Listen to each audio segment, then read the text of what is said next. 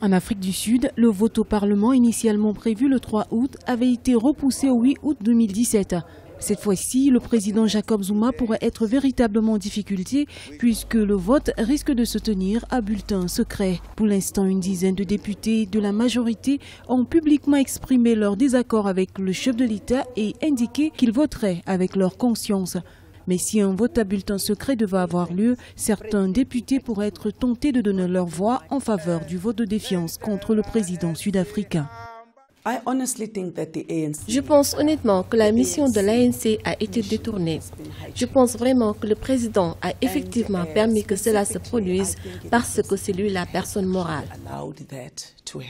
Une parlementaire de l'ANC, Makosi Koza, a choisi l'anniversaire de Nelson Mandela le 18 juillet pour dénoncer le scandale comme une insulte à la mémoire du père de la Fondation démocratique de l'Afrique du Sud. De nombreux cadres de l'ANC disent voir le mouvement de libération le plus ancien d'Afrique du Sud décliner sous la présidence de Jacob Zuma. À noter que les 8 années de service de Jacob Zuma à la tête de l'ANC et de l'Afrique du Sud sont marquées par des scandales et une stagnation économique.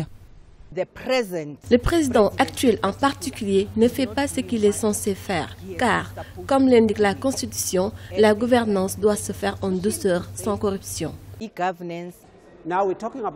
Nous parlons d'une personne qui a été impliquée dans plus de 783 affaires. Dans n'importe quel autre pays, il serait déjà parti. Je pense que le président doit quitter le pouvoir.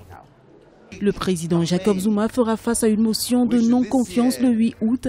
Ce sera la 9e fois qu'il affrontera l'opposition à cet exercice parlementaire sous la bannière de l'ANC.